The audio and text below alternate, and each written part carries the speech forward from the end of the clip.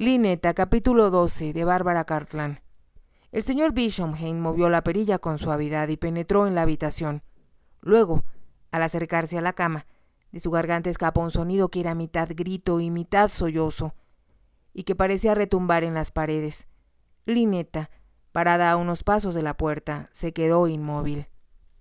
Vio a Blanche, que levantaba la cabeza de la almohada, y su pelo que caía como nube dorada. Entonces, incrédulo, observó que no estaba sola. Falsa. Eres una cualquiera, gritó el señor Bishopsgate. Blanche se enderezó en la cama y el hombre a su lado se apoyó sobre el codo.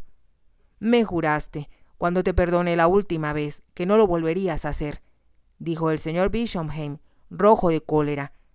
No eres más que una buscona, una poule, de la peor calaña. Lynetta pudo ver entonces al hombre acostado al lado de Blanche. Era imposible no reconocer aquel rostro delgado y cadavérico, y aquellos ojos hundidos. Era Jacques Voisin. Querido Beast, no te pongas así. Blanche hablaba en un tono sereno, casi casual. Me prometiste, me juraste por lo más sagrado, que me amabas y que podía confiar en ti, gritó el señor Bishopsgate. Maldita seas por atormentarme de este modo. Maldita, maldita. Lynetta, sin saber apenas qué hacer, depositó la canasta sobre el piso y corrió hacia la puerta.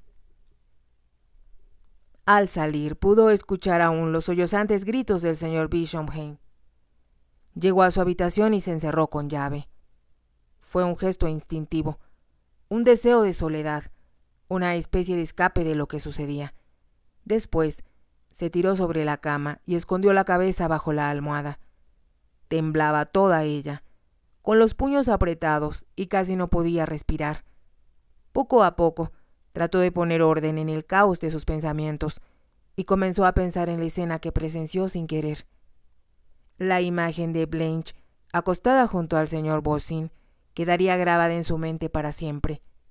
Blanche, aquella diosa de piel rosada y blanca, aquella mujer esplendorosa acostada junto al demacrado señor Voisin, cuyos prominentes huesos resaltaban del cuello y de los hombros.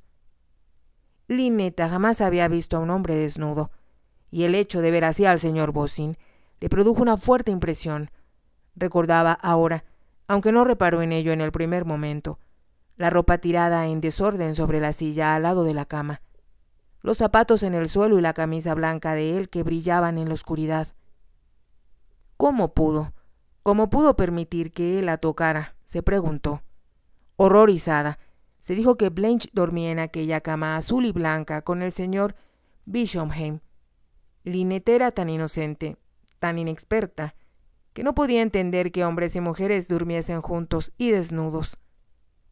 A la única persona que vio en cama fue a su madre y a Mademoiselle cuando se estaba muriendo. Cuando pensaba en el matrimonio, sabía que los esposos permanecían juntos y que se besaban y se amaban, pero no comprendía realmente, ni se explicaba con claridad el verdadero significado de la unión conyugal, pues era algo a lo que jamás se enfrentó. Ahora, por primera vez, reflexionó sobre lo que había visto y en ese momento creció. La vida ya no era un cuento de hadas, ni una fantasía, ni un escenario en el que hombres y mujeres poéticamente ataviados recitaban sus líneas sin tener contacto con la realidad. Comprendía ahora que, desde que llegó a París, Blanche había estado representando una comedia, no solo en el teatro, sino en la lujosa residencia pagada por el señor Bishopsgate. Él era el amante de Blanche. Lynetta se enfrentó a la palabra. No era un querido amigo, era su amante. Aunque Lynetta no comprendía plenamente lo que aquello significaba, sabía ahora que era algo que tenía que ver con acostarse juntos y desnudos. Solo podría llegarse a un extremo con un hombre si se le amaba irresistiblemente, de modo que nada importara sino el amor. Pero Blanche de seguro no estaba enamorada del señor Voisin, y el solo hecho de que le permitiera tocarla demostraba que tampoco quería al señor Bishopsgate. Era horrible y parecía no haber razón para ello, hasta recordar el gran joyero guardado en el escritorio. Lynetta permaneció largo rato con la cabeza escondida bajo la almohada. repasando 1000 veces en su mente lo ocurrido, temiendo escuchar, aún detrás de la puerta de su habitación cerrada, los sollozos del señor Bishopsheim, resonando como un eco por el pasillo.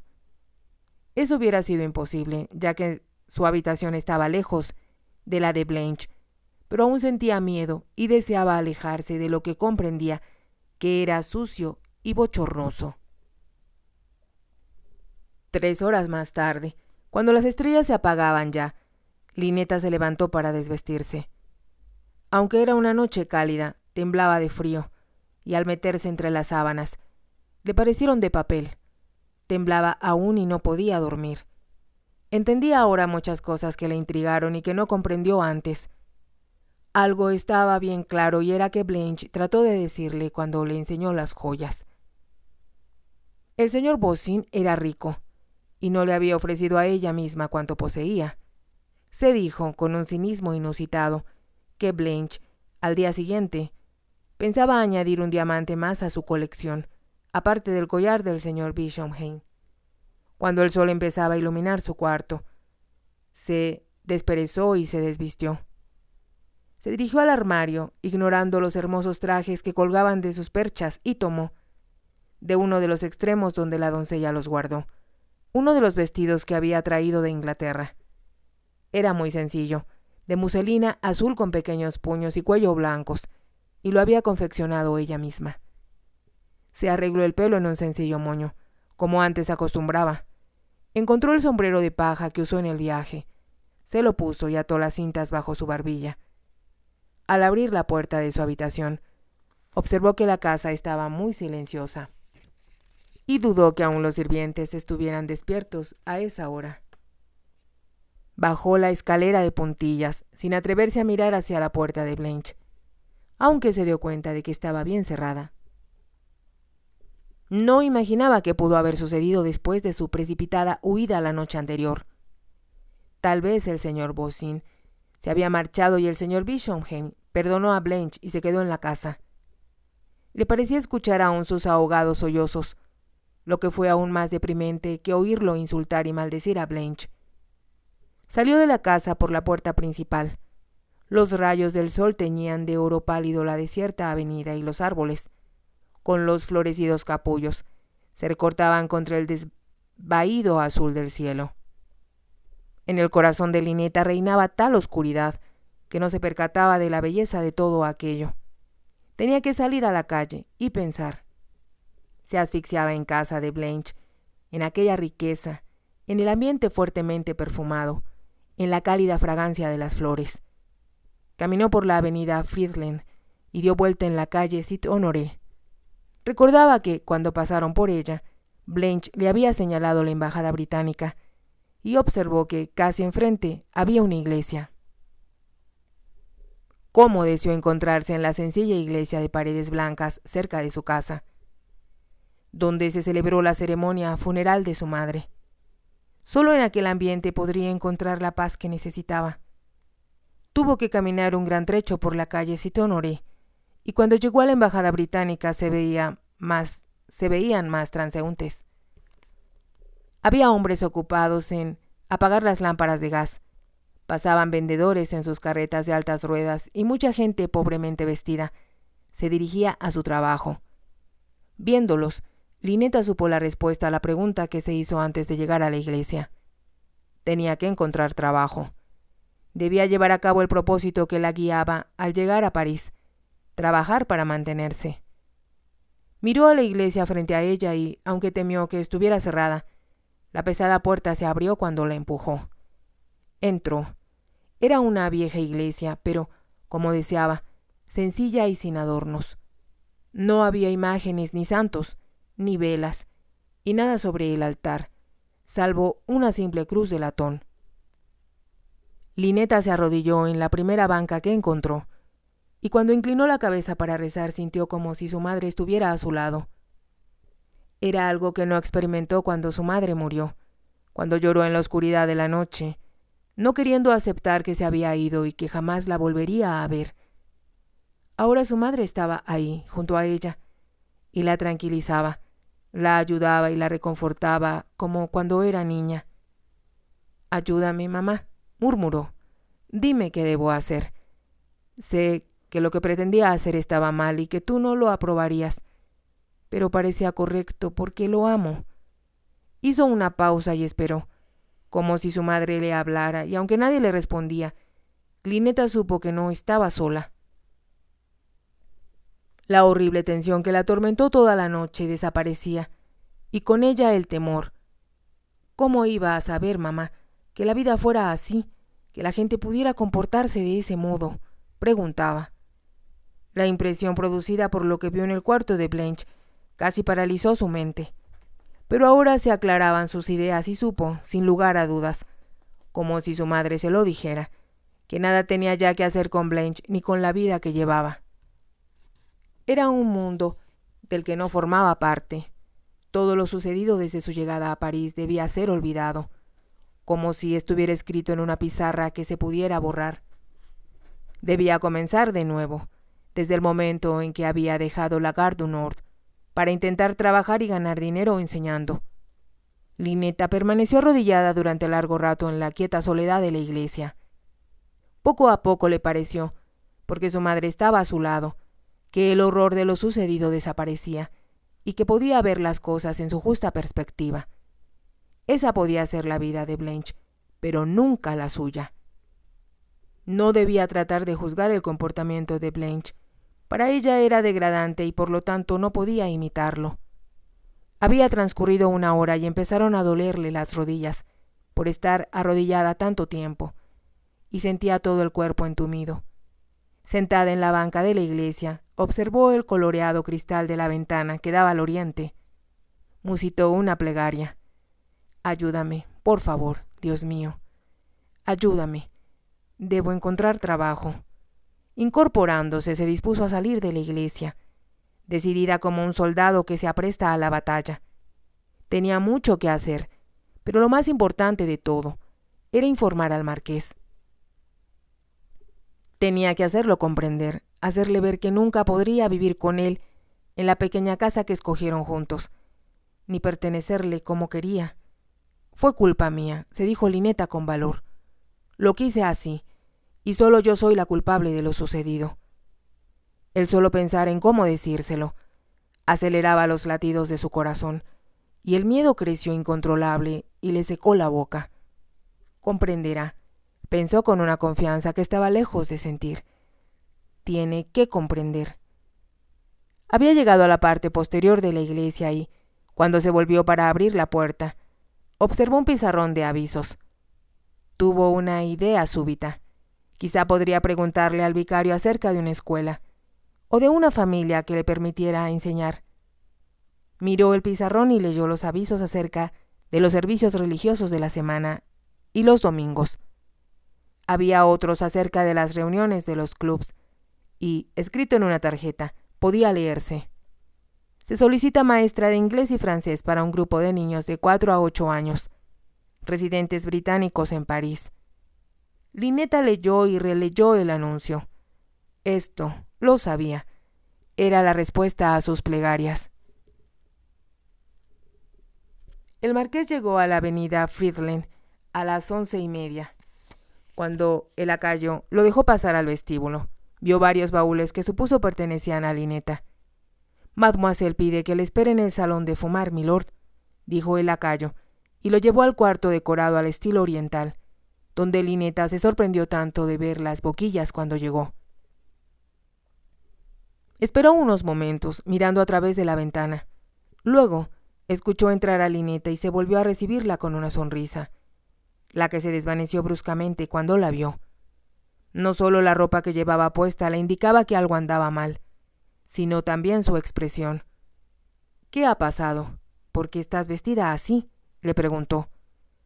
Lynetta se acercó, y él se dio cuenta de que no sabía cómo contestarle. «Algo ha pasado». «Debo decirte», dijo Lynetta en voz baja, «que he encontrado empleo y por lo tanto no puedo irme contigo como pensamos». «¿Empleo? ¿Qué clase de empleo?» «Solicitan una maestra para los hijos de algunos residentes ingleses. Hablé con el capellán de la iglesia de la embajada británica y él lo arregló para mí». Su voz había cobrado un tono opaco y no se atrevía a mirarlo. La palidez de su rostro hacía que sus pestañas se vieran más oscuras. —¿Qué ha sucedido, querida? —preguntó el marqués. —¿A qué viene esto? Anoche, cuando nos despedimos, estaba segura de que seríamos felices. Cambié de parecer. No puedo explicarte la razón. Solo debes creerme cuando te digo que no puedo hacer lo que planeábamos. El tono de su voz indicaba a las claras al marqués cuánto sufría. Si alguien o algo te ha hecho daño, debes decírmelo, le suplicó. Sabes bien que te protegeré contra todo. No, dijo Lynetta, no puedes hacerlo. Su voz cobraba una inusitada firmeza y retorciendo los dedos añadió: Solo me preocupa que hayas gastado tanto dinero en mi ropa. Está empacada y te espera en el vestíbulo. Tal vez puedas venderla o regalársela a alguien más. Era un regalo para ti, Lynetta. Es algo que no necesito y ahora debo irme. El marqués estiró los brazos para estrecharla en ellos, pero ella retrocedió. Por favor, no me toques, le rogó. Te amo, te amaré siempre, pero sé que ahora hago lo correcto y que lo que pensábamos hacer no estaba bien. Si me explicaras el motivo que te hizo cambiar de opinión, podríamos discutirlo juntos. Sé que entonces no parecería tan grave, pues lo compartiríamos. Quisiera poder hacerlo, contestó Lynetta, y el marqués notó que sus ojos estaban llenos de lágrimas. Pero en realidad no hay nada de qué hablar, nada que decir, sino adiós. El marqués la contemplaba estupefacto y ella, dirigiéndole una mirada de tristeza, abandonó la habitación. Él quedó inmóvil, sin querer aceptar que aquello estaba sucediendo y, sin embargo, consciente de la firme resolución de ella. Ya Lynetta no era la chica que, alzando hacia él su rostro radiante de felicidad, le había dicho la noche anterior que lo amaba. Aquella era una extraña, alguien que, a pesar de sus lágrimas, era capaz de tomar una decisión irrevocable. A pesar de todo, el marqués no se resignaba a perderla. La primera medida que debía tomar, se dijo, era tratar de descubrir qué era lo que había afectado tanto a Lynetta.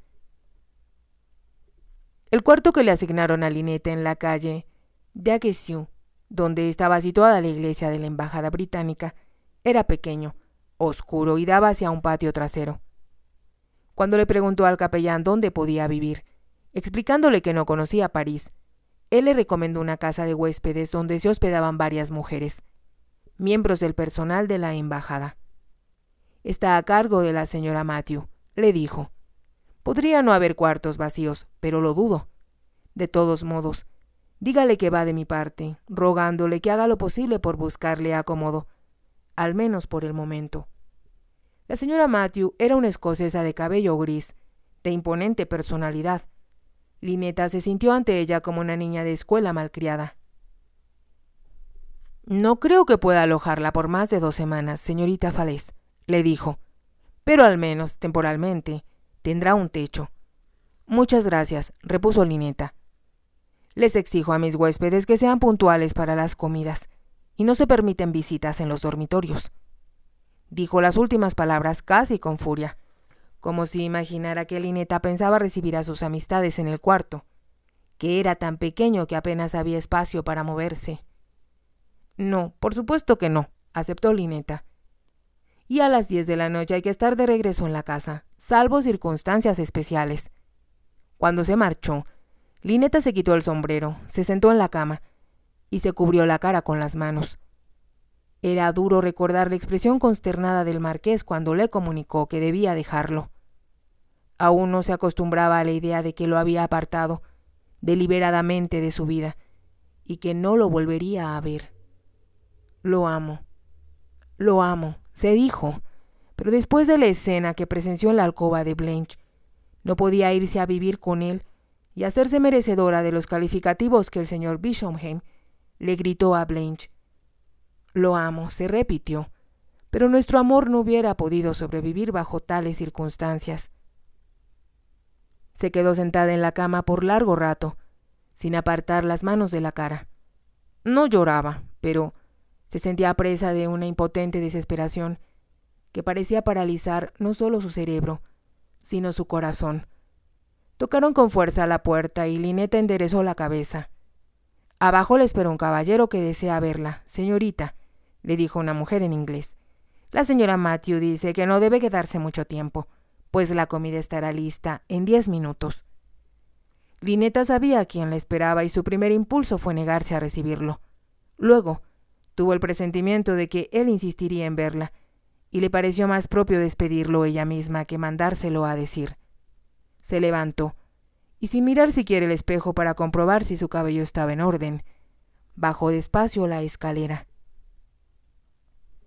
Había una sala al lado derecho de la puerta principal, donde la señora Matthew la entrevistó cuando llegó. Encontró al marqués parado en medio de la sala. Su figura, alto, distinguido y de anchos hombros, ofrecía un extraño contraste con las desteñidas cortinas color marrón y los muebles baratos, casi todos forrados de piel de caballo.